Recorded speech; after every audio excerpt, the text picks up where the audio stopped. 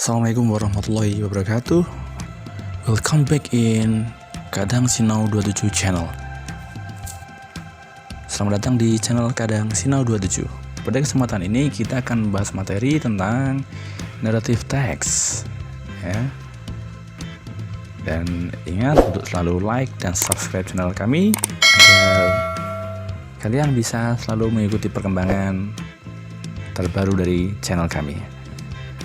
Ya, oke, langsung saja ke materi. Kita kali ini berbicara tentang narrative text. Apa itu narrative text? Oke, pertama adalah definition. Definisi dari narrative text adalah a narrative text is an imaginative story to entertain people. Ya, jadi narrative text itu adalah an imaginative story to entertain people. Di situ kita menemukan kata imaginative sama to entertain ya, yang mana imaginative dalam bahasa Indonesia diartikan dengan khayalan, dan kemudian kalau entertain ini diartikan dengan menghibur ya. Jadi dari dua kata imaginative and to entertain ini kita bisa ambil kesimpulan bahwa inti dari narrative text adalah untuk berhayal dan juga untuk menghibur ya. Jadi kalau dalam bahasa Indonesia narrative text ini bisa kita sebut dengan istilah dongeng ya. Jadi kesimpulan dari narrative text, dia adalah teks yang imaginative story to entertain people, yang mana adalah teks untuk menceritakan tentang khayalan dan tujuannya untuk menghibur people, pembaca terutama ya. Itulah definisi dari narrative text, yang mana kalau dalam bahasa Indonesia disebut dengan kata dongeng ya. Jadi dongeng itu sebutan lain dari narrative text. Ke slide berikutnya, di sini kita ada yang namanya generic structure ya. Dalam membuat suatu kalimat atau teks narrative text, generic structure-nya atau strukturnya adalah yang pertama, dia adalah orientation. Apa itu orientation?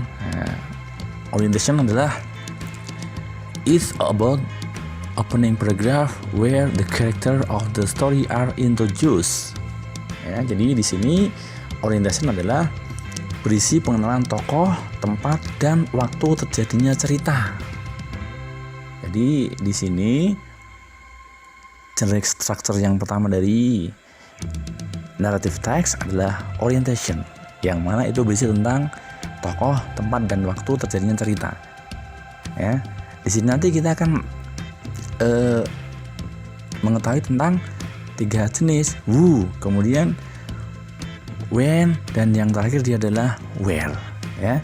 Jadi di orientation ini kita akan menemukan who, yang mana who itu dia adalah artinya siapa tokoh yang terlibat, kemudian juga when itu adalah latar belakang waktu, sekitar kapan waktu tersebut. Nah, jadi waktu di sini nanti tidak harus dengan tahun berapa, tidak, mungkin pada zaman apa gitu boleh ya. Jadi untuk menjawab when ini nanti kita akan tahu when tidak harus sebutkan tahunnya, tapi bisa dengan masa apa itu juga boleh ya. Dan yang terakhir dia adalah where tersebut dia adalah menjelaskan di mana terjadinya ya. Jadi dalam narrative text untuk orientation kita nanti akan menemukan tiga hal ini, who, when, dan where ya. Kesimpulan dari orientation adalah di situ dijelaskan who siapa, when kapan, dan where itu di mana ya. Itulah yang namanya orientation, yang merupakan generic structure yang pertama dari narrative text. Dan orientation ini dia letaknya adalah di first paragraph atau di paragraf pertama ya. Ingat sekali lagi, orientation itu dalam narrative text dia terletak di paragraf pertama. Jadi pertama kali setelah judul, paragrafnya langsung menggunakan yang namanya orientation ya. Itu adalah orientation, yang mana orientation sekali lagi dijelaskan tentang who, when, dan where. Jadi tokoh utamanya siapa, kapan, dan di mana. Kemudian jenis struktur yang kedua dia adalah complication. Apa itu complication? Complication itu nanti letaknya adalah after orientation. Nah, jadi setelah orientation, yang mana menyebutkan who, when, dan where tadi, dia paragraf berikutnya adalah complication. Apa itu complication? Complication adalah where the problems in the story develops. Ya. Jadi adalah permasalahan atau konflik mulai terjadi dan berkembang. Jadi di complication ini permasalahan mulai ada, ya, yang mana tadi di orientation disebutkan dia siapa, di mana, dan kapan. Di complication ini atau di paragraf setelah orientation mulai ada yang namanya masalah atau konflik, ya. Jadi di complication nanti ada yang namanya konflik. Konflik tersebut dibagi menjadi 3. Yang utama natural conflict, kemudian itu natural conflict itu adalah konflik antara pelaku dan alam, ya. Mungkin dia itu tidak suka dengan lingkungannya, tidak suka dengan cuacanya, ataupun tidak suka dengan kondisi sekitar dia tinggal. Itu namanya adalah natural conflict, yang mana ada yang konflik antara pelaku dengan alam sekitar pelaku utama. Yang kedua, dia adalah social conflict. Apa itu social conflict? Social conflict adalah konflik antar pelaku. Nah, ini biasanya dalam teks naratif yang paling sering adalah social conflict ini, yang mana adalah konflik antar pelaku. Ya, jadi antara pelaku satu dan pelaku lainnya, tokoh utama dengan tokoh antagonis biasanya itu nanti dia adalah ada yang namanya social conflict, yang mana konflik antar pelaku. Kemudian konflik yang ketiga, dia adalah psychological conflict. Nah, itu yang bagaimana? Itu adalah konflik pelaku dengan dirinya sendiri. Nah, jadi mungkin pelaku itu berpikiran apa yang kadang-kadang berseberangan dengan keinginannya, itu bisa disebut dengan psychological conflict.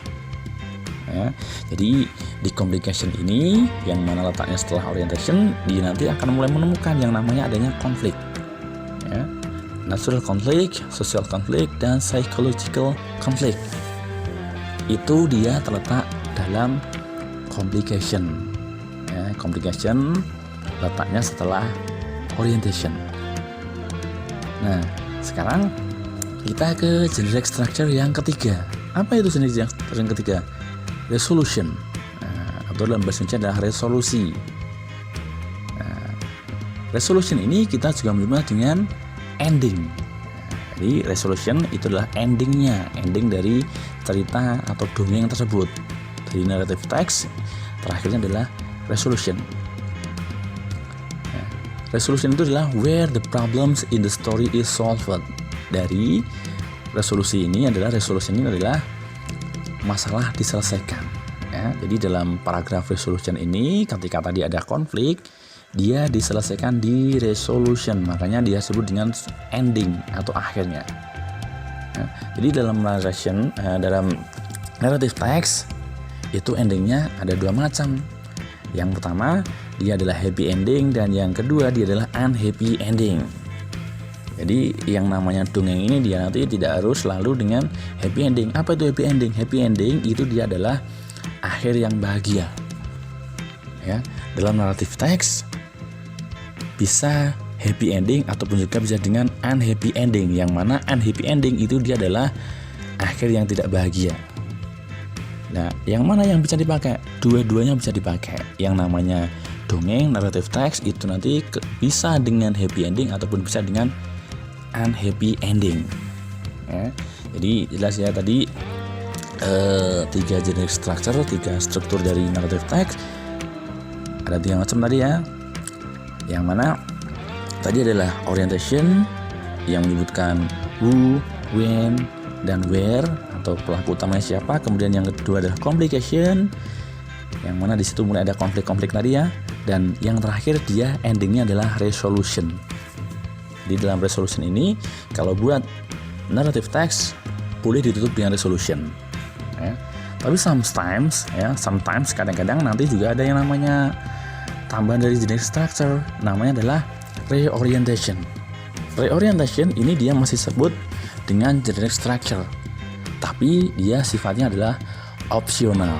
Ya, namanya opsional, dia berarti boleh dipakai, boleh tidak. Ya, Jadi sekali lagi, generic structure yang setelah resolution tadi, kita bisa menambah dengan reorientation yang sifatnya opsional, bisa dipakai bisa tidak. Nah, kalau kita pakai reorientation itu apa isinya? Isinya adalah lesson from the story, ya, atau dalam bahasanya adalah pesan moral yang ada dalam cerita tersebut, ya.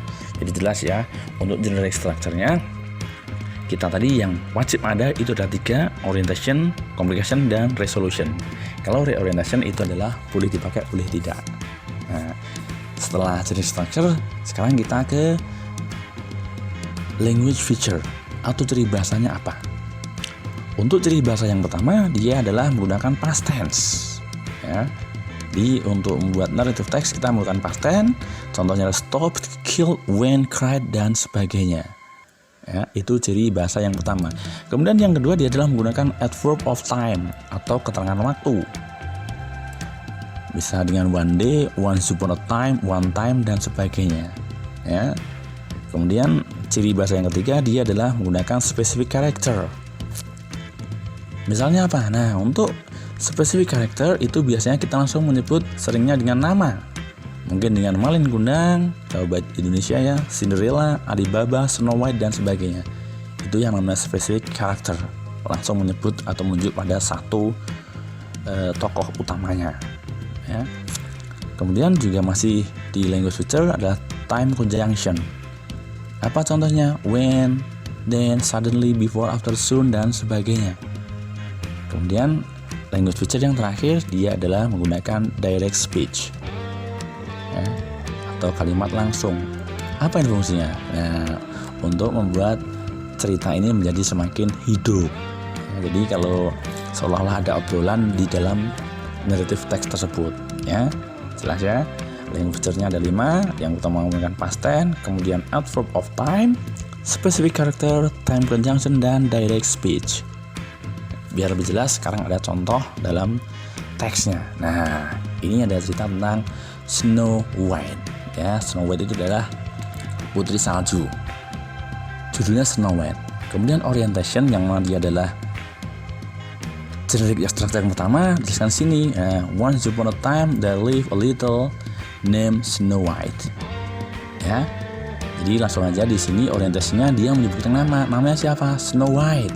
Nah, ya, orientasi tadi kan ada who, when, and where. Jadi di sini dia adalah who-nya Snow White. Kemudian paragraf setelah orientation namanya adalah complication. Complication di sini dia ada 3 paragraf.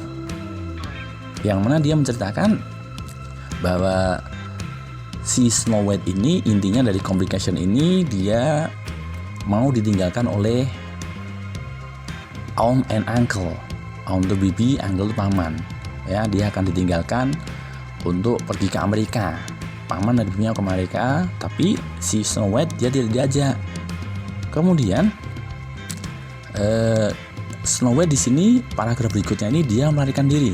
She ran away, ya. She ran away from home. Ya. Kemudian dia lari dari rumah menuju ke paragraf berikutnya jelaskan, ya, bahwa dia lari dari rumah, kemudian dia pergi jauh dari rumahnya. Dan di resolution ini paragraf terakhir dia bertemu dengan sekelompok ini ya, orang ini ya. Jadi kemudian dia tinggal di sana. Lihat kalimat terakhir, happily ever after. Ya. Jadi dia si Snow White ini akhirnya dia tinggal bersama dengan 7 dwarfs tadi, dia tinggal bahagia selamanya. Ya. Orientasinya jelas bahwa tokohnya adalah si Snow White. Complication-nya Snow White ini, putri salju ini, dia mau ditinggalkan pamannya dan tantenya, kemudian dia melarikan diri dari rumah. Kemudian resolusinya dia bertemu dengan orang-orang baru dan dia tinggal bahagia selamanya. Nah, itu ya, itulah penjelasan tentang narrative text, yang mana inti dari narrative text tadi dia adalah generic structure-nya, ada orientation, ada complication, dan resolution. Kemudian tujuan utamanya adalah untuk dongeng ya. Jadi seperti itu penjelasan dari saya ya. Terima kasih atas perhatiannya. Mohon maaf kalau ada kesalahan ya. Dan ingat pesan saya, berulang-ulang selalu rajin belajar, selalu rajin berdoa, dan yakin pasti keberhasilan akan bersama kalian. Terima kasih ya. Sampai jumpa di lain kesempatan. Assalamualaikum warahmatullahi wabarakatuh.